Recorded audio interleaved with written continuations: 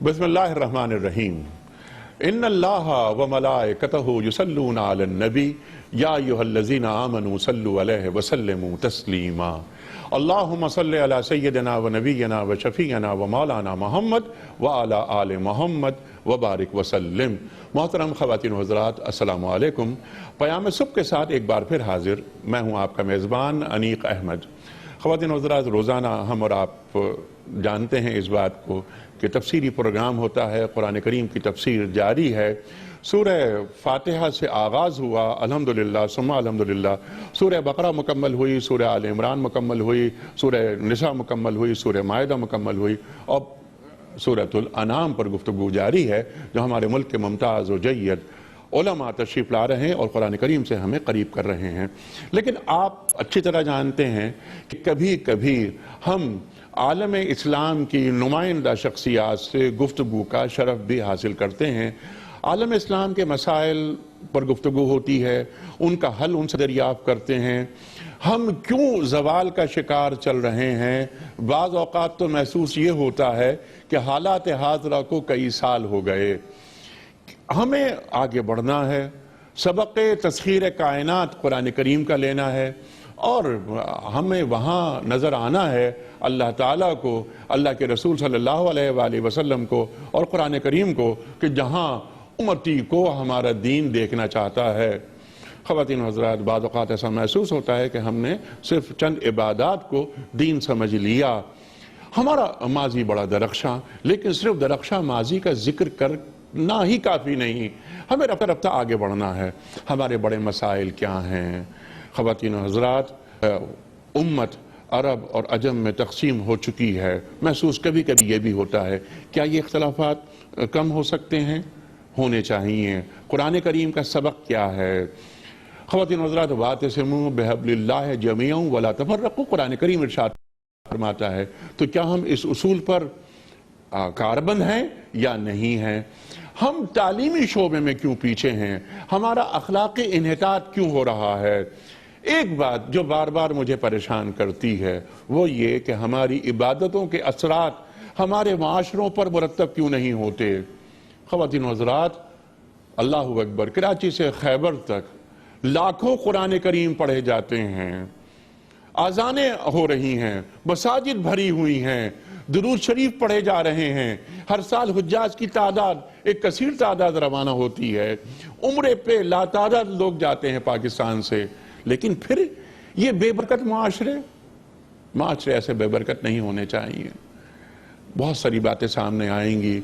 आज उम्मत के हवाले से भी कुछ हम बात करेंगे, हम कुछ आलमी मसाइल पे भी बात करेंगे। हम बात रखेंगे कि मगरिब से हमारा ताल्लुक़ क्या होना चाहिए, मुफाहमत का ताल्लुक़ होना चाहिए या मज़ाहिमत का ताल्लुक़ होना चाहिए। ख़वातीन हज़रात, उदू इला सबील रब्बिका बिल हिक्मा वल मौइज़तिल हसना वजादिलहुम बिल्लती हिय अहसन, इस पर भी हम बात करवाएंगे। ये तमाम गुफ्तगू होगी ख़वातीन हज़रात एक नाबिगा शख्सियत से। मैं इनके बारे में क्या अर्ज़ करूँ? ज़मीन का नमक, पहाड़ी का चराग, वो शख्सियत कि जिन्होंने हज़ारों तलबा को पैदा किया।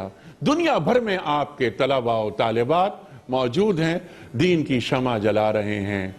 ख़वातीन हज़रात, आज मैं हाज़िर हुआ हूँ दारुल उलूम कराची में और मेरे लिए बड़े एज़ाज़ की बात, बड़ा शरफ का मकाम कि आज हमारी गुफ्तगू होगी मुफ्ती आज़म पाकिस्तान मोहतरम मुफ्ती मोहम्मद रफ़ी उस्मानी साहब से। ख़वातीन हज़रात, मुफ्ती मोहम्मद रफ़ी उस्मानी साहब तशरीफ़ फरमा है, बल्कि मैं हाज़िर हूँ आपकी खिदमत में दारुल उलूम कराची में। मुफ्ती साहब, आपका बहुत शुक्रिया। आप अच्छे हैं, आपने बड़ा वक्त दिया हमें, अल्हम्दुलिल्लाह। और मुझे याद है कि आज से 9 बरस पहले मैं हाजिर हुआ था और 9 बरस पहले भी आपने वक्त दिया था। 9 साल कैसे गुजरे महसूस ही नहीं हुआ। कभी कभी ऐसा महसूस होता है, जैसे मैंने इंट्रो में भी एक बात कहने की कोशिश की कि हालात हाज़रा को कई साल हो गए। 9 बरस पहले मैं याद कर रहा था कि कुछ सवालात रखे थे मैंने आपकी खिदमत में। अफसोसनाक बात यह है कि उन सवालात में से बहुत सारे सवालात आज मैं रिपीट करूँगा, उम्मत के हवाले से, इस मिल्लत के हवाले से, پاکستان کے حوالے سے، اس قوم کے حوالے سے، اپنے زوال کے حوالے سے پہلا سوال آپ کی خدمت میں یہ ہے مفتی صاحب، پہلے مرض کو ڈائیگنوز کرنا پڑتا ہے، اس کے بعد علاج ہوتا ہے، دوا تجویز ہوتی ہے۔ ہمارے جو بنیادی مسائل، بڑے مسائل، پہلے اسے شارٹ لسٹ کر دیجئے، وہ کیا کیا ہیں؟ ارشاد۔ آپ کا جو سوال ہے بہت اہم ہے، اور سوال کا حاصل یہ ہے کہ اس وقت امت مسلمہ کا سب سے بڑا مسئلہ کیا ہے۔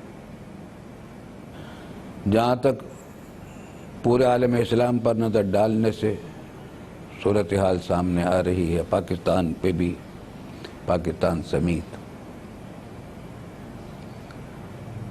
وہ یہ ہے کہ مسلمانوں میں پھوٹ پڑی ہوئی ہے، افتراق ہے، اور دشمنان اسلام اس سے پورا فائدہ اٹھا رہے ہیں۔ پوری دنیا میں جہاں کہیں کچھ تو خون ہو رہا ہے، مسلمان قتل کر رہا ہے، مسلمان قتل ہو رہا ہے، قاتل بھی مسلمان، مقتول بھی مسلمان، کلمہ طیبہ دونوں پڑھتے ہیں۔ اللہ۔ اور یہ ایسا گناہ ہے کہ اسلام نے ہر گناہ میں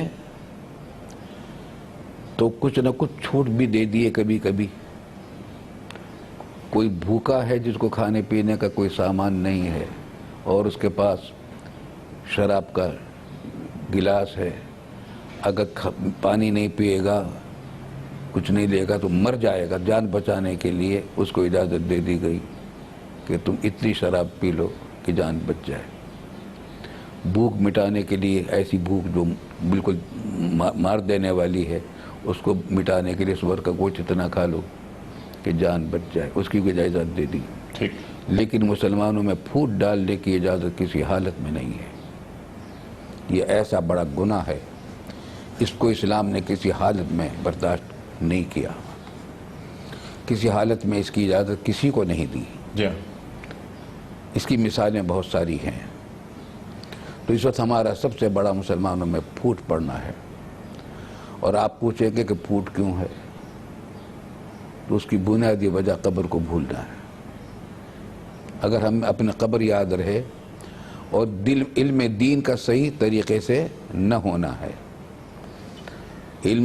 علم دین کم ہو گیا ہے یا ختم ہو گیا ہے لوگوں میں جو اس پھوٹ ڈالنے میں مشغول ہیں،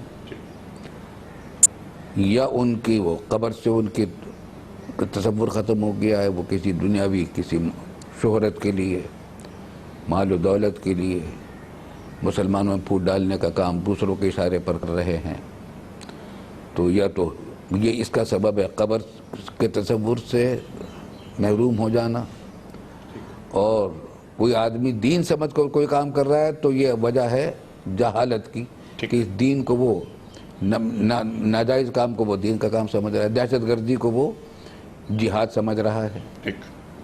اللہ تعالیٰ پناہ میں رکھے۔ تو یہ ہماری بنیادی پھوٹ، ہمارا بنیادی اس وقت خرابی ہے، اور اس پھوٹ کی بنیاد یہ دو چیزیں ہیں: موت کا تصور سے ہٹنا اور دین کے سمجھ سے محرومی۔ ٹھیک ہے، سبحان اللہ سبحان اللہ۔ اب انہی دونوں جو تصورات اور جو آپ نے خیالات ارشاد فرما، اس پر ہم ذرا بات کرتے ہیں۔ موت کا تصور کہ خدا کے سامنے ایک دن پیشی ہوگی میری، فَمَنْ يَعْمَلْ مِثْقَالَ ذَرَّةٍ خَيْرًا يَرَى وَمَنْ يَعْمَلْ مِثْقَالَ ذَرَّةٍ شَرًّا يَرَى۔ مجھے پیش ہونا ہے ایک دن بادشاہوں کے بادشاہ کے پاس۔ قبر کی فکر دور ہو گئی ہے۔ دوسری چیز فہم دین، جہالت آپ نے بات فرمائی کہ فہم دین کا ناقص تصور۔ جو قتل کر رہا ہے وہ بھی نعرہ تکبیر لگا رہا ہے، جو قتل ہو رہا ہے وہ بھی نعرہ تکبیر، اللہ اکبر۔ کسی کافر کو بھی ناحق قتل کرنا حرام ہے۔ کیا؟ مسلمان کی بات تو مسلمان کی ہے۔ سبحان اللہ سبحان اللہ۔ کسی کافر کو بھی ادنا تکلیف پہنچانا، قتل کرنا تو بہت بڑی بات ہے، ادنا تکلیف پہنچانا زبان سے یا ہاتھ سے، یہ بھی حرام ہے۔ اللہ اکبر اللہ اکبر۔ کہاں قتل کرنا؟ تو اسلام کا کام تو، مسلمان کا کام تو یہ ہے ہی نہیں، یہ تو کافروں والا کام ہے، اور جس کی وجہ یا تو دنیا نفس پرستی، نفسانیت ہے، یا جہالت ہے۔ یا جہالت ہے۔ اب یہ آپ نے جو بات فرمائی، میں چاہتا ہوں اس کو ذرا کھولیے آپ۔ میں سیکھنا چاہ رہا ہوں آپ سے کہ جو جہالت ہے، اس جہالت سے کیا مراد؟ میں نے ایک لفظ استعمال کیا تھا، فہم دین کا ناقص تصور۔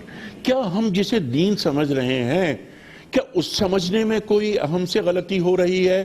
جیسے میں نے انٹرو میں ایک بات عرض کرنے کی کوشش کی تھی، یہ پاکستان 2.25 لاکھ 2.5 لاکھ مساجد ہیں، اذانیں ہو رہی ہیں، اللہ اکبر اللہ اکبر اللہ اکبر اللہ اکبر، یہاں پر سجدے کیے جا رہے ہیں، ختم قرآن ہو رہے ہیں، تراویحیں ہو رہی ہیں، اس کے بعد یہ حالات، ایسی بے برکتی؟ ہم سے کوئی غلطی ہو رہی ہے دین کو سمجھنے میں؟ ارشاد۔ یہی ہو رہا ہے، دین کے سمجھنے میں غلطی ہو رہی ہے، اور یہ بہت بڑا جرم ہم کر رہے ہیں قومی طور پر، قومی جرم۔ اور میں سمجھتا ہوں کہ اس معاملے میں سب سے بڑی ذمہ داری ہماری حکومتوں کو آتی ہے۔ انہوں نے نظام تعلیم میں اسلام کو خارج کر رکھا ہے، نصاب تعلیم میں اسلام کو تقریباً خارج کر رکھا ہے۔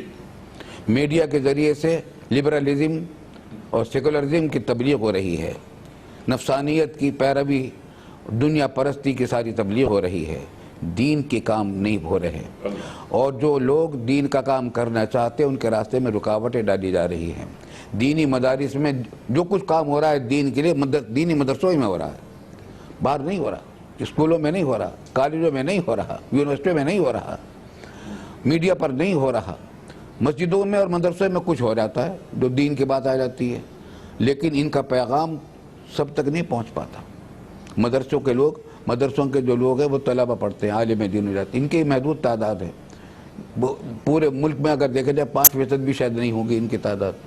95% جو نسل تیار ہو رہی ہے ہمارے پورے ملک میں، وہ دین کی تعلیم سے بالکل محروم ہے، اور اس میں خدا کا خوف، آخرت کی فکر، ان چیزوں سے ہمارا نظام تعلیم بالکل خالی ہے، ہمارے میڈیا خالی ہیں، تو قوم کا ذہن جو بنایا جا رہا ہے وہ ایسے بنایا جا رہا ہے، اس کے نتائج ہیں۔ کرپشن اپنے عروج پر ہے۔ اگر کوئی ہم سے پوچھا جائے کہ پاکستان کا سب سے بڑا مسئلہ کون سا ہے، تو ایک ایسے تو ہم کہہ دیں گے کہ پھوٹ پڑی ہوئی ہے، یہ بڑا مسئلہ ہے، لیکن اور اگر آگے بڑھیں تو کرپشن اس کا سب سے بڑا مسئلہ ہے۔ کرپشن ہی کی وجہ سے پھوٹ بھی پڑی ہوئی ہے، کام چوری، ہمارے وزراء اپنے فرائض انجام نہیں دے رہے، ہمارے حکمران اپنے فرائض منصبی انجام نہیں دے رہے، وہ سہولتیں پوری حاصل کر رہے ہیں اپنے عہدے کی، ہمارے قوم کے ٹیکسوں کی رقم سے، وہ تمام ایوان حکومتوں کے سجے ہوئے ہیں، ہر قسم کی تمام سہولتیں ہماری حکمرانوں کے سب لوگ حاصل کر رہے ہیں، اسمبلیوں کے اراکین بھی حاصل کر رہے ہیں، سینٹ کے اراکین بھی حاصل کر رہے ہیں، صوبوں میں بھی اور وفاق میں بھی، لیکن ہر ایک اپنے جائزہ تو لے کہ قوم نے جتنا خرچہ تمہارے اوپر کیا اور کر رہی ہے، تم اس کے بارے میں، اس کے لیے، قوم کے لیے تم کیا کر رہے ہو۔ اور قوم کے لیے سب سے پہلی بات جو تھی وہ یہ تھی کہ ان کو خدا اور آخرت کی فکر پیدا کی جاتی، دین کا کچھ علم دیا جاتا، تاکہ کرپشن نہ ہو، بدعنوانیاں نہ ہو، جرائم نہ ہو، امن و امان ہو، پورے ملک کے اندر خوشحالی ہو، تجارت کے اندر ترقی ہو، تعلیم کے اندر بہتری ہو، صحت کے انتظامات ہو۔ آج تک ہمارے حکمران ایسا کوئی تعلیمی ادارہ قائم نہیں کر سکے جس میں اپنے بچوں کو وہ تعلیم دلوا سکے، اپنے بچوں کو تعلیم دینے کے لیے آگے بھیجتے ہیں، دوسرے ملکوں میں بھیجتے ہیں۔ ہمارے حکمران کوئی ایسا ہسپتال تیار نہیں کر سکتے جہاں اپنا علاج خود کراتے ہوں، علاج کے لیے دوسرے ملکوں میں جاتے ہیں۔ تو یہ کام چوری ہے، میں سمجھتا ہوں، اور یہ تطفیف ہے۔ قرآن کریم میں سورت نازل ہوئی وَيْلٌ لِّلْمُطَفِّفِينَ، مطففین کہتے ہیں تطفیف کرنے والوں کو، اور تطفیف یہ ہے کہ دوسرے کا حق، اپنا حق تو پورا وصول کرے آدمی اور دوسروں کا حق پورا نہ دے، تنخواہ پوری لے لے اور ڈیوٹی پوری نہ دے، یا ماتحت سے ڈیوٹی تو پوری لے لے، اس کی تنخواہیں پوری نہ دے، حقوق پوری ادا نہ کرے۔ وَيْلٌ لِّلْمُطَفِّفِينَ آیا قرآن کریم میں، برباد، ہلاک۔ آپ نے بات فرمائی، کینوس بہت بڑا آپ نے فرمایا، آپ نے وجہ فرمایا کہ محسوس یہی ہوتا ہے کہ جو ہماری اشرافیہ ہے یا ہماری جو رولنگ ایلیٹ ہے ان کا رویہ یا ان کا طریقہ کار یہی ہے جو آپ فرما رہے ہیں۔ بلکہ میں تو یہاں تک ایک بات عرض کرتا ہوں کہ کیا ہمارے حکمرانوں کی ترجیحات میں کہیں دین ہے؟ اور یہ حکمران سے مراد آج کے حکمران نہیں، موجودہ نہیں، بلکہ ماضی میں بھی چلے جائیں، کہیں بھی ترجیحات میں دین شامل نہیں رہا۔ لیکن جیسا کہ میں نے ایک بات یہ عرض کرنے کی کوشش کی تھی کہ اور آپ نے بھی بات یہ فرمائی کہ یہ خوف آخرت وغیرہ وغیرہ، یہ خوف آخرت اور دین سے قریب کرنا، دین کی سمجھ پیدا کرنا، یہ کام عام طور پر ہم نے یہ دیکھا ہے کہ تاریخ کا بھی مطالعہ کریں، آج تک آ جائیں، یہ کام ہوتا ہے علماء کا، فقہاء کا۔ العلماء ورثۃ الانبیاء، اللہ تعالیٰ کے رسول ارشاد فرما رہے ہیں۔ پاکستان کی تقریباً 2.5 لاکھ مساجد لوگ جاتے ہیں، جمعے کی نماز ہوتی ہے، خاص طور پہ خطبہ ہوتا ہے۔ کیا وجہ ہے کہ 2.5 لاکھ مساجد، بے پناہ عبادات، کثرت سے عمرے، لاتعداد حج، اس کے باوجود یہ جو ہمارے اہل مدارس ہیں یا اہل مساجد ہیں، ہمارے معاشروں کو خیر کی بنیاد پر استوار نہیں کر سکے؟ ہاں، یہ بھی ایک اہم سوال ہے، لیکن خوب سمجھ لیجئے، ہماری مسجدوں میں بہت سارے حضرات تو آپ دیکھیں گے ایسے ملیں گے کہ امام اور خطیب ہیں، باقاعدہ مستند عالم دین نہیں ہے، بلکہ شاید اگر میں یہ کہوں تو غلط نہ ہو کہ اکثریت ہماری مسجدوں کے اماموں کی ایسی ہے، مستند علماء نہیں ہے۔ لباس انہوں نے علماء جیسا پہن لیا۔ آج کل یہ ہو گیا کہ جس نے داڑھی رکھ لی، نیچا کرتا پہن لیا، سر پہ ٹوپی پہن لی، تو اس کو مولانا کہنے لگتے ہیں، اور بس وہ مولانا ہو گئے۔ عالم دین ہے نہیں، مستند عالم دین نہیں ہے۔ نتیجہ یہ ہوتا ہے کہ جب وہ تقریر کرتے ہیں تو ان کے پاس مبلغ علم ان کا ہے نہیں۔ وہ انہوں نے اگر کوئی تقریر یاد رکھی کسی کی، مثلا ایک تقریر کرتا ہے وہ فلاں مکتب فکر کے خلاف تقریر کرنے کا عادی ہے، وہ اسی پر کرتا رہے گا، کسی اور موضوع پر کر ہی نہیں سکتا، اس کے پاس اتنا علم نہیں۔ ٹھیک ہے، اور مساجد میں یہ موجود ہیں، مساجد ان کے حوالے ہیں۔ کیا آپ یہ سمجھتے ہیں کہ ان تمام مساجد میں حکومت کی طرف سے مقرر کردہ عالم ہونا چاہیے؟ میں سمجھتا ہوں کہ ہماری حکومت اگر اچھی ہوتی تو میں ایسا ہی کہتا، لیکن اگر ہماری حکومت خود کرپشن کا شکار ہے۔ ٹھیک ہے، نہیں اگر حکومت کوئی ذمہ دار حکومت ہو، ذمہ دار ہو، دیانت دار ہو، پاکستان کے سیاسی لیڈروں کی حکومت نہ ہو، بلکہ مسلمانوں کی حکومت ہو، پکے مسلمانوں کی، اور وہ دیانت داری کے ساتھ مسجدوں کا نظام کریں تو ٹھیک ہے، وہ کر سکتے ہیں، لیکن ورنہ اگر کہا جائے، ان سے کہا جائے تم کرو تو یہ رہی صحیح نمازوں مسجدوں کو بھی ختم کر ڈالیں گے، اللہ عبادتیں بھی ختم کر ڈالیں گے۔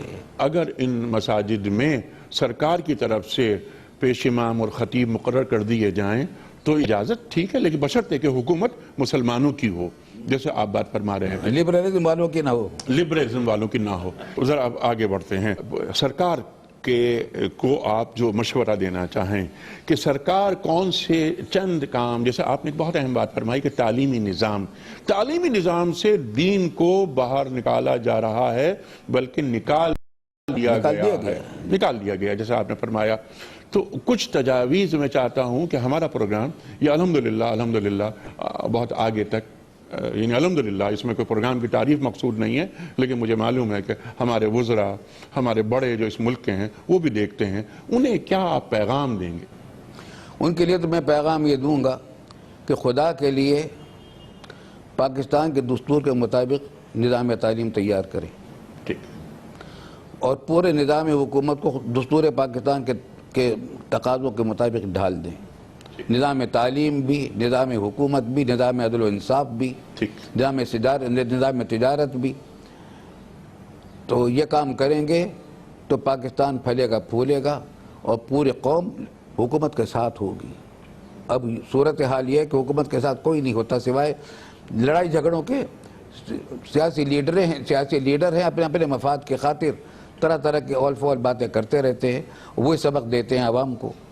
تو اگر دستور پاکستان کے مطابق دستور پاکستان پر عمل کریں، ہماری سپریم کورٹ نے فیصلہ کیا کہ اردو زبان کو نافذ کرو، قومی زبان ہے، مگر ہماری شامت اعمال ہے کہ ہمارے او لیول اور اے لیول کے امتحانات کرائے جا رہے ہیں، بچوں کو اسلامیات بھی انگریزی زبان میں پڑھائی جا رہی ہے، اسلامی تاریخ بھی انگریزی زبان میں پڑھائی جا رہی ہے، پاکستان کی تاریخ بھی انگریزی زبان میں پڑھائی جا رہی ہے۔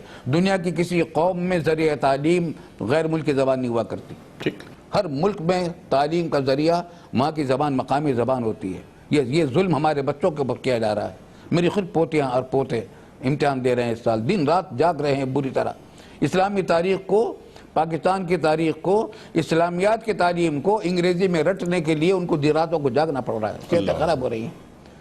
تو جب یہ حالت ہو کہ قومی مزاج اور قومی شعور لوگوں میں پیدا نہ کیا جائے، اپنی زبان کی عزت نہ لوگوں کے دلوں میں ہو. میں وہاں گیا ہوا تھا ناروے اور ڈنمارک وغیرہ، تو وہاں کوئی ملک ہے 55 لاکھ کا، ناروے تقریباً اتنا ہوگا آس پاس، ڈنمارک بھی تقریباً لگ بھگ اتنی آبادی، فن لینڈ کی بھی اس سے کچھ زیادہ آبادی، سویڈن کی آبادی بھی تقریباً لگ بھگ، سب ملا کر اتنی ہوگی کہ کراچی کی آبادی 2.5 کروڑ بتائی جاتی ہے، تقریباً اتنی ہو جاتی ہے. ہر ملک میں الگ زبان ہے، ذریعہ تعلیم اپنی قومی زبان ہے، اپنی سرکاری زبان ہے.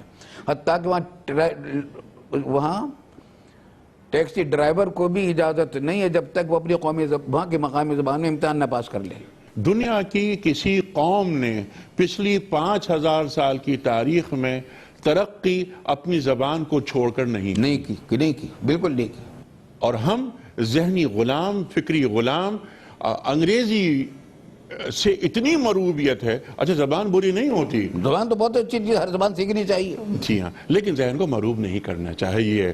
اس پر اقبال نے بڑا کام کیا ہے نا کہ بھروسہ کر نہیں سکتے غلاموں کی بصیرت پر کہ دنیا میں فقط مردان حر کی آنکھ ہے بینا. تو مرد حر چاہیے جو ذہنی آلودگیوں سے دور ہو. آپ نے بات فرمائی علامہ اقبال کو تو بھلایا جا رہا ہے. ہمیشہ علامہ اقبال کی اس پہ نسبت سے چھٹی ہوا کرتی تھی، اس سال وہ چھٹی بھی ختم کر دی گئی ہے. جی ہاں، لبرلزم کا تقاضا ہے. جی ہاں. اچھا شاید آپ کے علم میں یہ بات ہے کہ ہولی کی چھٹی دے دی گئی ہے. جی ہاں، ہولی کی چھٹی یہاں پورے سندھ میں سرکاری طور پر کی گئی ہے. اور علامہ اقبال کی چھٹی، وہ ہمارے بانی ہیں، ہمارے بڑے ہیں، تصور پاکستان کے خالق ہیں، ان کی چھٹی ختم کر دی جائے. یہ کون لوگ ہیں، یہ سمجھ میں نہیں آتا جو فیصلہ کرتے ہیں اس قسم کا فیصلہ. ہم موضوع سے ہٹ جائیں گے تو ہم چاہتے ہیں دوبارہ اس طرف آ جائیں. مفتی صاحب آپ نے بات فرمائی کہ یہ دین سے قریب کیا جائے اور خاص طور پہ ان نسلوں کو، ہمارے بچے اور بچیاں جو دین پڑھتے ہیں. میں نے ایک تجویز رکھی تھی، اس تجویز کو سراہا حکومت نے بھی، لیکن کام نہیں ہوا. فون آیا سردار یوسف صاحب کا جو وفاقی وزیر مذہبی امور ہیں، وہ کہیں پروگرام دیکھ رہے تھے تو انہوں نے فون کر کے کہا کہ آپ نے بڑی اچھی بات کہی، میں چاہتا ہوں یہ بات آپ بھی فرمائیے اس پر. پورے پاکستان میں کراچی سے خیبر تک صبح 7 سے 8 1 گھنٹہ صرف قرآن کریم پڑھایا جائے اور سمجھا جائے. بہت اچھا، بہترین، بہت اچھی بات. اس پر کام نہیں ہوتا. ہمارے پاس کروڑوں بچے جاتے ہیں، انہیں معلوم ہو کہ صبح 7 سے 8 خواہ وہ اسکول سرکاری ہو یا پرائیویٹ، یہ حکم اگر سرکار کی سطح پہ آ جائے کہ قرآن کو پڑھنا ہے تو قرآن سے بچے بچیاں جڑ جائیں گے. یہی بچے بچیاں کل کے ممبران پارلیمنٹ ہیں، یہی بچے بچیاں کل کے فوجی افسران ہیں، بیوروکریسی میں آئیں گے. یعنی آپ علی حاضر قیاس جہاں جہاں ہم ذکر کریں وہاں یہ بچے بچیاں جائیں گے. قرآن سے جوڑیں انہیں، لیکن ہمارے پاس اس طرح کام نہیں ہوتا. اچھا مفتی صاحب ذرا یہ ارشاد فرمائیے کہ ہمارا جو، میں نے سوال یہ رکھا تھا آپ کی خدمت میں، ہمارا جو ایک مذہبی جو طبقہ ہے ہمارا، وہ کیوں نہیں اپنی ذمہ داریوں کو اس انداز سے محسوس کر رہا؟ یعنی جو دین کے تقاضے ہیں وہ یہ بھی ہے نا کہ دنیا اور دین وہ ایک ہو جائے. ہمارے پاس دین اور دنیا کا تصور الگ الگ نہیں ہے، دنیا بھی ہماری دین ہے، لیکن جب ہم دیکھتے ہیں سوسائٹی میں محسوس یہ ہوتا ہے کہ وہ جو مذہبی گرفت ہوتی ہے وہ ڈھیلی پڑتی جا رہی ہے. اس کا علاج کیا ہے؟ اس کا علاج بھی بس یہی ہے کہ ہمارے دینی تعلیمی ادارے بھی، جس طریقے سے تعلیمی اداروں میں مختلف طبقات ہوتے ہیں، معیار ہوتے ہیں، ہمارے دینی مدرسوں کے اندر بھی یہ بات ہے کہ بعض مدرسوں میں اعلیٰ تعلیم ہوتی ہے، معیار تعلیم بہت اچھا ہوتا ہے، تربیت اعلیٰ درجے کی ہوتی ہے. وہاں کے جو فارغ التحصیل علماء ہوتے ہیں وہ ماشاءاللہ اپنے دن رات اس میں کھپا رکھتے ہیں کہ امت کے اندر دین اور دنیا، ان کے اندر دین کے دونوں، دنیا اور آخرت کو جمع کر کے کام کیا جائے. بہت بڑی تعداد اسی کام میں لگی ہوئی ہے الحمدللہ. اچھا، بہت بڑی تعداد لگی علماء کی اصلاح کے لیے، مسلمانوں میں جوڑ پیدا کرنا، اور دین اور دنیا، حقوق اللہ اور حقوق العباد دونوں کے ادائیگی کا نام دین ہے. میں کہا کرتا ہوں ہمارے بزرگوں کا بھی قول ہے اور وہ یہ کہ پورے دین کا خلاصہ ہے دو چیزیں، اللہ کے حقوق کی ادائیگی، بندوں کے حقوق کی ادائیگی، ٹھیک ہے، جس کا حاصل نکلا کہ ایک ہی چیز رہ گئی کہ حقوق کی ادائیگی ٹھیک، اور حفظ حدود، حدود کی رعایت، تلک حدود اللہ ومن یتعد حدود اللہ فقد ظلم نفسہ، ایک کا حق دوسرے کو نہ دو، اللہ کا حق ہے بندوں کو نہ دو، بندوں کا حق ہے اللہ کو نہ دو، بیوی کا حق ہے، بچوں کا حق ہے، ماتحتوں کا حق ہے، افسران کا حق ہے، پڑوسیوں کا حق ہے، غیر مسلم پڑوسی ہو یا مسلم پڑوسی ہو ان کے حقوق ہیں، تو دین اور دنیا تمام لوگوں کے حقوق کی ادائیگی کر دے، اور اس کا کیسے ہوگا؟ دین کی تعلیم سمجھ میں جائے، اللہ کے حقوق کیا ہے، بندوں کے حقوق کیا ہے، ٹھیک، وہ واضح کیا جائے، اور وہ الحمدللہ بہت ساری مساجد میں، بہت سارے مدرسوں میں یہ کام ہو رہا ہے، یہ کام ہو رہا ہے، بہت سارے مدرسوں میں ہو رہا ہے، لیکن ظاہر ہے کہ یہ تعداد بہت محدود ہے، ٹھیک، مدرسوں میں طلبہ پڑھنے والوں کی تعداد کتنی ہوتی ہے پوری دنیا کے، پوری ملک کی آبادی کے اعتبار سے؟ تو اگر ہماری ساری یونیورسٹیوں میں یہ کام ہونے لگے، ٹھیک، مدرسوں میں بھی یہ کام ہونے لگے، ٹھیک ہے، تو جی ہاں، یہ تمام ذمہ داری مدارس کے کانوں پہ نہ ڈال دی جائے، یونیورسٹیز بھی یہ کام کریں۔ بالکل۔ اچھا مفتی صاحب یہ بات فرمائی اور بڑی آپ نے پذیرائی کی، اور ہم سب بھی کرتے ہیں پذیرائی کہ مدارس نے بہت سارے کام سنبھال رکھے ہیں، الحمدللہ، لیکن اس کے باوجود جسے کہتے ہیں نا کہ sky is the limit, improvement کی ہر جگہ گنجائش ہوتی ہے۔ بالکل بالکل۔ اس وقت جو پاکستان کے مدارس ہیں ان میں آپ کیا سمجھتے ہیں کہ کن شعبوں میں امپرومنٹ کی گنجائش ہے؟ ہمارے مدرسوں میں الحمدللہ ایک کام تو اب یہ ہونے لگا ہے کہ عصری مضامین موجودہ، جن کو دنیاوی مضامین کہتے ہیں، میں اس کو دنیاوی مضامین نہیں کہتا، اسلام میں دین اور دنیا دو چیزیں الگ الگ ہیں ہی نہیں، ٹھیک، تو پورا نظام تعلیم ہمیشہ پوری تاریخ اسلام ہمیں یہ بتلاتی ہے کہ عصری علوم جو ہوتے اس زمانے میں اور دینی علوم سب ایک ہی ادارے میں پڑھائے جاتے تھے، ٹھیک، وہیں کے ماہرین علماء ہوتے تھے، اور اس کے اندر سے کوئی آدمی اپنے آپ کو خاص کر لیتا تھا فقہ کے کام کے لیے، کوئی حدیث کے لیے، کوئی فلکیات کے لیے، کوئی سائنسی معاملات کے لیے، ٹھیک، لیکن یہ تو تفریق پیدا کی انگریزوں نے ہمارے ہندوستان میں آنے کے بعد کہ تعلیمی نظام سے دین کو خارج کیا گیا، اور پھر اس کے نتیجے میں یہ ساری صورتحال پیدا ہوئی۔ تو صورتحال یہ ہے کہ میں ایک بات اب بھی کہتا ہوں کہ الحمدللہ ایک بات تو یہ ہے کہ ہمارے دینی مدرسوں میں اب عصری علوم کی تعلیم بھی ہونے لگی ہے، اس کو مزید بڑھانے کی ضرورت ہے، ٹھیک، لیکن ایک بات میں کہتا ہوں ساتھ ساتھ کہ ہمارے بہت سے مدرسوں میں تعلیم تو ہو رہی ہے، دین پڑھایا تو جا رہا ہے، سکھایا نہیں جا رہا، بہت اچھی بات کی، بہت سارے مدرسوں میں جا کر کہا کرتا ہوں، اخلاص ہے، بڑی اخلاص سے وہ کام کر رہے ہیں، بڑی محنت سے کر رہے ہیں، لیکن اس طرف دھیان نہیں ہے ان کو کہ ہم دین پڑھا بھی رہے ہیں، سکھا بھی رہے ہیں یا نہیں سکھا رہے ہیں۔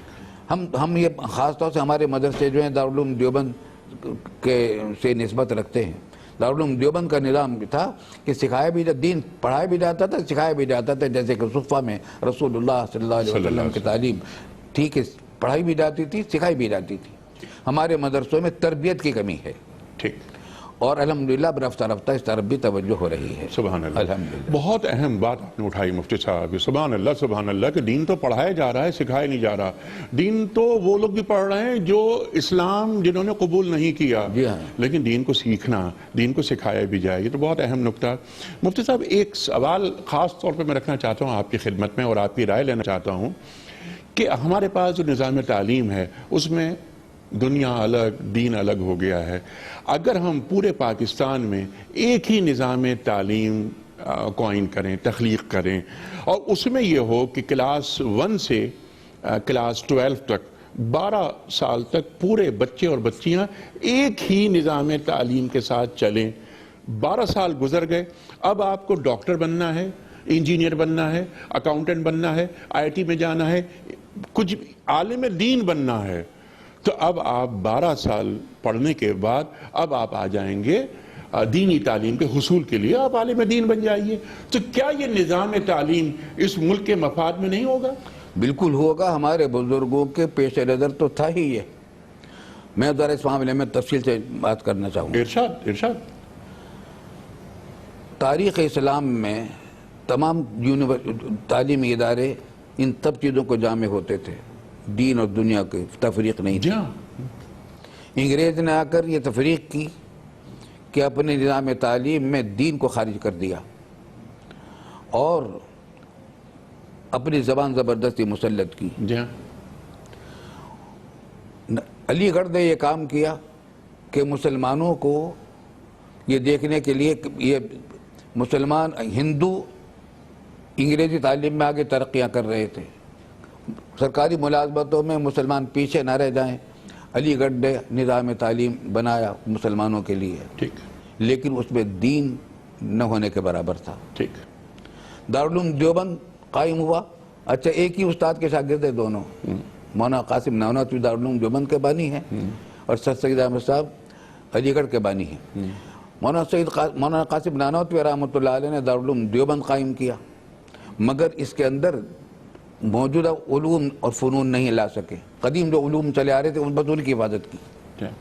پاکستان بننے کے بعد ہمارے بزرگوں کا فیصلہ یہ تھا، ہمارے والد صاحب رحمۃ اللہ علیہ فرمایا کرتے تھے کہ اب پاکستان ایک آزاد مملکت بن گیا ہے، اسلامی ادارہ ہے، اسلامی ریاست ہے. یہاں نہ علی گڑھ کے نظام کافی ہے، نہ دارالعلوم دیوبند کا نظام کافی ہے. یہاں دونوں کو نظاموں کو ملا کر ایک آزاد مملکت کے لیے، آزاد ریاست کے لیے جو نظام تعلیم ہونا چاہیے، ترقی یافتہ قوم تیار کرنے کے لیے، جو پکی مسلمان بھی ہو، ترقی یافتہ بھی، تمام علوم و فنون میں دنیا کے تمام اقوام کا مقابلہ کر سکے، تمام علوم و فنون میں. اور اس کا راستہ انہوں نے یہ تجویز کیا تھا کہ کم از کم میٹرک تک کی تعلیم سب کی یکساں ہو، اور میٹرک تک کی تعلیم میں بھی صرف عصری علوم کے ساتھ ساتھ بنیادی دینی تعلیم بھی ساتھ ساتھ چلے. قرآن کریم ناظرہ، تھوڑا بڑا حفظ، ضروری مسائل، قرآن نماز کے روزے کے، یہ سب چیزیں میٹرک تک چلے. اور اس کے بعد پھر وہی جس طرح آپ فرما رہے تھے، یہ ہمارے پیش نظر ہے. اور اب ہمارے مدرسوں میں تقریباً یہ کام ہو رہا ہے. اب ہمارے یہاں میٹرک تک کی تعلیم لازمی ہے تمام عصری علوم میں، ماشاءاللہ لازمی ہے ماشاءاللہ. اور ہم اس کے بعد اپنے ہاں کے ہمارے ہاں عالم دین بنتا ہے کوئی، تو عالم دین بن جاتا ہے. کوئی یونیورسٹی میں جانا چاہتا ہے وہاں چلے جاتا ہے، کالجوں میں چلے جاتا ہے. الحمدللہ ہمارے یہاں یہ ہو رہا ہے. لیکن ہمارے بزرگوں کی خواہش یہ تھی کہ کالج بھی پھر اسلامی نظریے کے بنے. یہ نہ ہو کہ دین کے یعنی سائنس کا کالج ہے تو وہ دین سے بالکل خالی ہو، اور اکنامکس کا کالج ہے تو وہ بھی دین سے بالکل خالی ہو. نہیں، اکنامکس ہے، اس کے اندر میں ایک بات یاد آ رہی ہے. جناب نواز شریف صاحب نے اپنے شاید پہلے ہی دور حکومت میں ایک کمیشن قائم کیا تھا، تعلیم کی اصلاحی، نظام تعلیم کی اسلامی تشکیل. اس کا رکن میں تھا. ہم نے بہت محنت کی تھی، اس میں بہت محنت کی تھی. اور ہمارا کہنا یہ تھا کہ یہ تفریق نہیں ہونی چاہیے کہ یہ دینی تعلیم ہے، یہ دنیاوی تعلیم ہے. ہمارا سائنس کی جب تعلیم ہو تو اس کے اندر توحید اور اللہ کی صفات اور اللہ تعالیٰ کی قدرت کاملہ کی طرف کا بھی ہو. سبحان اللہ. اکنامکس کی تعلیم ہو تو اسے بتایا جائے کہ سود کی خرابیاں کیا ہیں اور سود کے مسائل کیا ہیں، اسلامی معیشت کے مسائل کیا ہیں، اسلامی معیشت کے بنیادی تقاضے کیا ہیں، وہ بھی بتائے جائیں. اسی طریقے سے قانون کی تعلیم ہو تو قانون کے اندر بھی یہ بات بتائی جائے کہ اسلامی کون سی بات اسلامی قانون سے ٹکراتی ہے، کون سی نہیں ٹکراتی، کیا اصول ہیں. تمام علوم و فنون کے اندر اسلام رچا بسا ہو، الگ الگ نہ ہو. ٹھیک. تو انہوں نے کچھ کیا؟ نہیں، کچھ نہیں کیا. کچھ نہیں کیا. اور یہ بات کر رہے ہیں آپ غالباً پہلی مرتبہ کا تھا یہ. ٹھیک ہے. اچھا، کچھ نہیں کیا، ہم نے بہت کام کیا تھا اور پہلی اس کی رپورٹ بھی ہم نے پیش کر دی تھی. ٹھیک. اس کے بعد وہ کمیشن ختم ہو گیا اور کچھ پتہ نہیں اس کا کیا ہوا کیا نہیں ہوا. ابھی حال میں کچھ اس نئی حکومت کے وزیر تعلیم تشریف لائے، ملاقات ہوئی، ان کا دینی مزاج دیکھ کر خوشی ہوئی. ان سے بھی میں نے ذکر کیا کہ بہت کام ہوا ہے. ٹھیک. اس کو لائیں آگے. ٹھیک. ہمارے پاس تو فائلوں میں محفوظ ہے وہ سارا کام. ٹھیک. تو انہوں نے کہا کہ صاحب ایک بڑا مسئلہ یہ ہو گیا کہ اب تعلیم کا نظام صوبوں پہ چلا گیا ہے. تو وہاں جو کچھ ہوا تھا وہ تو بس رل گڈ ہو گیا. جی، مطلب وہ ڈمپ ہو گیا ہے.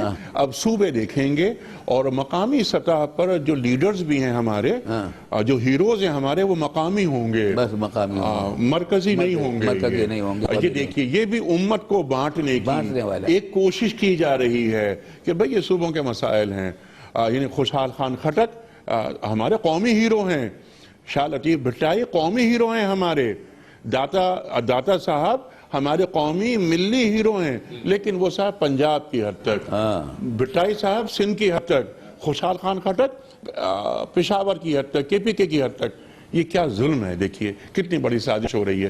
لیکن آپ اس بات سے اتفاق کرتے ہیں کہ کلاس 1 سے لے کر کم از کم میٹرک تک پورے پاکستان میں نظام تعلیم ایک ہونا چاہیے، اور دین کو نصاب میں شامل کیا جائے کلاس 1 2 3 4 سے میٹرک تک، تاکہ دین کی بنیاد ان بچوں کے ذہنوں میں آ جائے، اور ذریعہ تعلیم اردو ہو، ذریعہ تعلیم مقامی زبان ہو، مقامی زبان ہو، کیونکہ مقامی زبانوں میں بات بہت جلد سمجھ میں آتی ہے. انگریزی میں، جیسا آپ نے فرمایا کہ انگریزی میں بچوں کو اسلامیات پڑھائی جا رہی ہے، ان کو تو اردو میں کیا بلکہ انہیں اگر غیر مقامی زبان، ہم تو غیر مقامی نہیں کہتے، عربی میں سکھایا جائے، عربی کو لازم کیا جائے. آپ نے بار بار ایک جانب اشارہ فرمایا، انگریز کا نظام، انگریز کا نظام. انگریز نے ایک کام بہت اہم کیا اپنے فائدے کے لیے، اور ہمیں نقصان پہنچا دیا. فارسی کو اور عربی کو دیس نکالا دو، بالکل، کیونکہ ان کے علوم اس میں محفوظ ہیں. ہمارے علوم، ہمارا ورثہ کیا انگریزی میں ہے؟ نہیں ہے.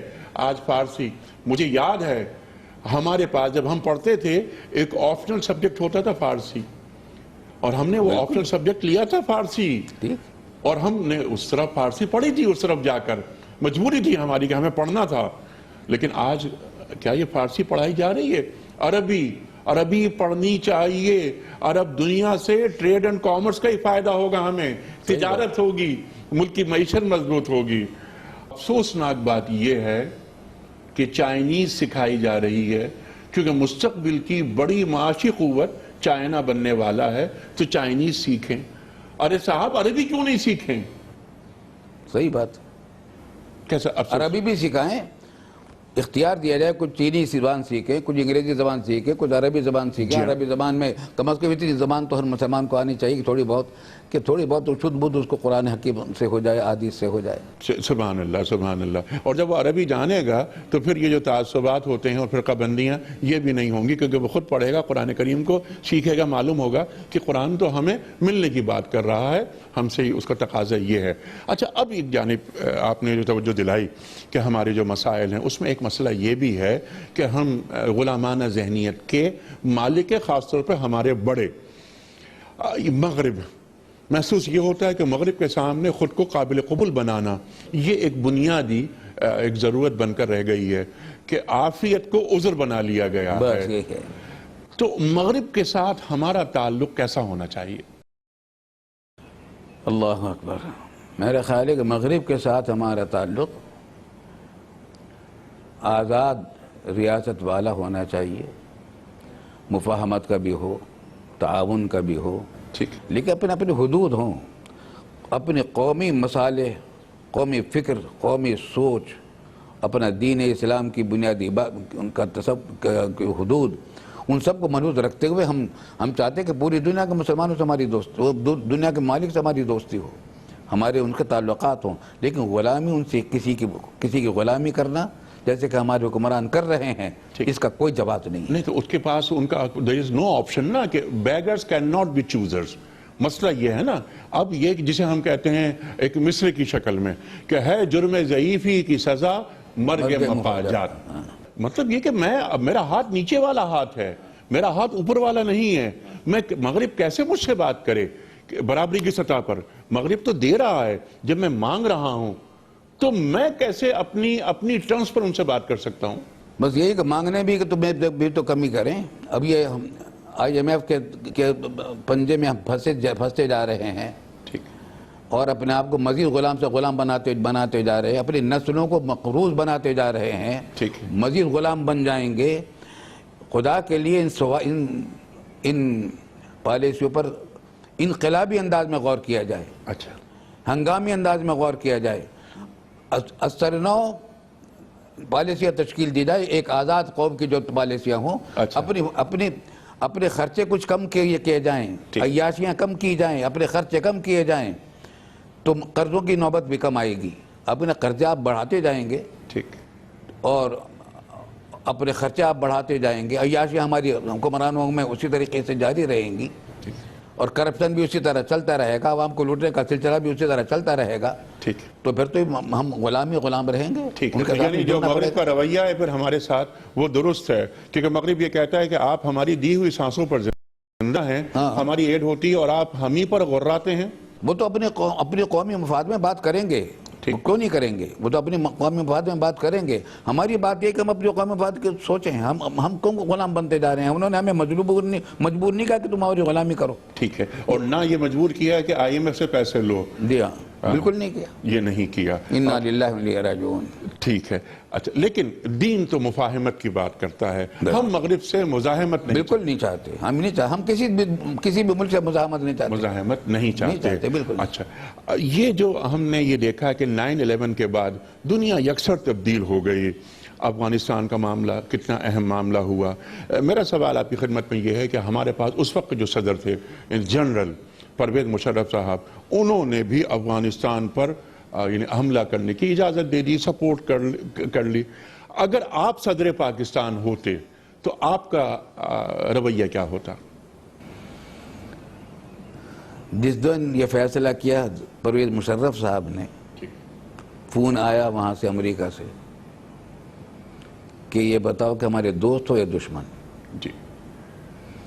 تو پرویز مشرف صاحب نے اسی دن یا اس سے اگلے دن ایوان صدر میں 3 اجلاس بلائے. ایک علماء و مشائخ کے ساتھ, ایک میڈیا کے لوگوں کے ساتھ, صحافیوں کے ساتھ, ایک سیاسی حضرات کے ساتھ. آپ تشریف لے گئے تھے؟ اس میں تھا. ایک بات میں نے ان سے کہی تھی, اس وقت جو بات سمجھ میں آ رہی تھی, کہ امریکہ نے جو فیصلہ کیا ہے طالبان پر افغانستان پر حملہ کرنے کا, اور الزام یہ ہے کہ ٹریڈ سینٹر پر حملہ اسامہ بن لادن نے کیا ہے, اور اسامہ بن لادن تمہارے پاس ہے, اس واسطے ہم تم پر حملہ آور ہو رہے ہیں, ٹھیک, اس کو ہمارے حوالے کر دو ورنہ حملہ کریں گے. ٹھیک. اور اب ہم سے آپ سے کہہ رہے ہیں, آپ سے کہا جا رہا ہے کہ یہ تو ہمارا ساتھ دو ورنہ دشمنی کے لیے تیار ہو جاؤ. ٹھیک. میں نے کہا کہ اگر ہم نے اسی دھمکیوں کی بنیاد پر ان کی اس بات کو تسلیم کر لیا اور یو ٹرن لے لیا, آپ نے, ٹھیک, معلومات یہ بتلاتی ہیں کہ بلیک میل کرنے والا کبھی ایک حد پر نہیں رکتا, ٹھیک, وہ مزید بلیک میلنگ کرتا رہے گا. ٹھیک. اگر آپ نے صرف دھمکی کی بنیاد پر اپنی جان بچانے کے لیے یہ فیصلہ کر لیا, قطع نظر اس سے کہ ان کا مطالبہ صحیح ہے یا غلط ہے, ٹھیک, اور واقع صحیح ہے یا غلط ہے, الزام صحیح ہے یا غلط ہے, تو اس کا مطلب یہ ہوگا کہ ہم اپنی غلامی پر نبھانے پر دستخط کر رہے ہیں. ٹھیک. اور اگر نہیں کریں گے تو ٹھیک ہے, خطرہ ہے کہ ہمارے ساتھ اس کا برتاؤ, آپ کا کہنا یہ ہے کہ اگر ہم ہوگا تو امریکہ ہمارے ساتھ جی ہمیں پتھر کے زمانے میں پہنچا دے گا. تو میں نے کہا کہ میں نے اپنے فوج ہی کے بہت سے افسران سے جملہ سنا ہے, اور آپ تو فوج کے سپہ سالار ہیں. میں نے یہ سنا ہے کہ جو مرنے کے لیے تیار ہو جائے 200 گولیاں بھی اسے نہیں مار سکتی. اللہ اکبر. تو پھر اگر ہم اس طرح مجبور کیے جا رہے ہیں کہ یہ تو مانو ہماری بات الٹی ہے, اس کے باوجود مانو, ٹھیک, اپنے بھائیوں کے خلاف جنگ کے لیے تیار ہو جاؤ ورنہ ہم تمہیں مار دیں گے, تو پھر ہم بھی مرنے کے لیے تیار ہو جائیں. مرنے کے لیے تیار ہو جائیں, بلا شبہ بہت نقصان ہوگا ہمارا, لیکن اتنی بات ضرور ہے کہ مرنے سے پہلے ہم بھی دشمن کا بھی بہت کچھ نقصان کر چکے ہوں گے. ٹھیک. کیونکہ میں نے فوجی کے لوگوں سے یہ سنا ہے کہ جو مرنے کے لیے تیار ہو جائے اس کو 200 گولیاں بھی نہیں مار سکتی. ہمیں انشاءاللہ مٹایا نہیں جا سکے گا, ٹھیک, ہم زندہ رہیں گے. ٹھیک ہے, فقر و فاقہ کرنا پڑے گا, تباہیاں بہت ہمارے ملک میں آئیں گی, لیکن ہم زندہ رہیں گے. آپ صدر پاکستان ہوتے تو آپ کا فیصلہ یہ نہیں ہوتا, یہ نہ ہوتا, بالکل نہ ہوتا. اس کے ساتھ ساتھ یہ کہ جو پڑوسی ممالک ہیں ان سے اچھے تعلقات رکھے جائیں. کوئی اسٹیٹ اس طرح ختم نہیں ہو سکتی تھی. ہاں, مرد ہو کر فیصلہ کرنے کی ضرورت تھی. ہم یہ سینٹرل ایشین ریپبلکس یہ جو وسطی ایشیائی ریاستیں ہیں ان سے تعلقات اچھے رکھیں، ہندوستان سے اچھے رکھیں، ایران سے اچھے رکھیں، کون ہمیں نقصان پہنچا سکتا ہے؟ لیکن ہم نے غلامانہ ذہنیت کی وجہ سے اپنی سرزمین کو افغانستان کے خلاف استعمال ہونے کی اجازت دی اور لاکھوں لوگ شہید ہو گئے۔ میں نے یہ بات بھی کہی تھی کہ اگر آپ نے ایسا کیا تو جو ممالک آپ کے قریب ہیں وہ آپ سے بھی بدظن ہو جائیں گے۔ مثلا چائنا سے ہماری تعلقات ٹھیک ہیں، ٹھیک، چائنا بھی آپ پر اعتماد کرنا چھوڑ دے گا کہ جب تم ان کو یہاں بلا رہے ہو تو ان کے چائنا کے لیے خطرات پیدا ہو رہے ہیں۔ لاسٹ منٹ آپ ایک پیغام امت کو دے دیجئے کہ آج پہلا کام امت کو کیا کرنا چاہیے؟ ہاں ماشاءاللہ بہت اہم ہے۔ سب سے پہلی بات یہ ہے کہ اپنے پچھلے سب گناہوں سے توبہ کریں اللہ اکبر، اور یہ عزم کریں کہ آئندہ ہم قرآن و سنت کی تعلیمات پر عمل کریں گے۔ یہ سب سے پہلا یا ایھا الذین آمنوا اتقوا اللہ حق تقاتہ ولا تموتن الا وانتم مسلمون واعتصموا بحبل اللہ جميعا ولا تفرقوا۔ اس آیت کو سامنے رکھ کر اللہ تعالی ہمیں اپنے اعمال کی اصلاح کی توفیق عطا فرمائے۔ سبحان اللہ، سبحان اللہ، سبحان اللہ، سبحان اللہ۔ کتنا یہ بابرکت پروگرام اس حوالے سے بھی ہو گیا کہ آپ نے جو آخری پیغام دیا وہ قرآن کریم کی آیت پر یہ پروگرام اختتام پذیر ہوا کہ یا ایھا الذین آمنوا اتقوا اللہ حق تقاتہ ولا تموتن الا وانتم مسلمون واعتصموا بحبل اللہ جميعا واعتصموا بحبل اللہ جميعا ولا تفرقوا۔ اللہ کی رسی کو مضبوطی سے پکڑنا ہے، اور وہ اللہ کی رسی کیا ہے؟ قرآن کریم، قرآن کریم، اللہ اکبر، اور اسوہ رسول کریم صلی اللہ علیہ وآلہ وسلم۔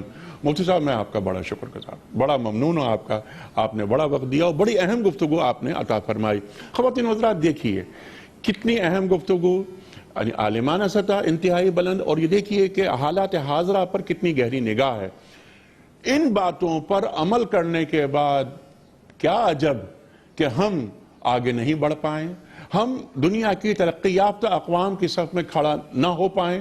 قرآن کریم سے قربت، اسوہ رسول کریم صلی اللہ علیہ وآلہ وسلم کی اتباع، اثری اس علوم پر گہری نگاہ ہونی چاہیے، تسخیر کائنات کا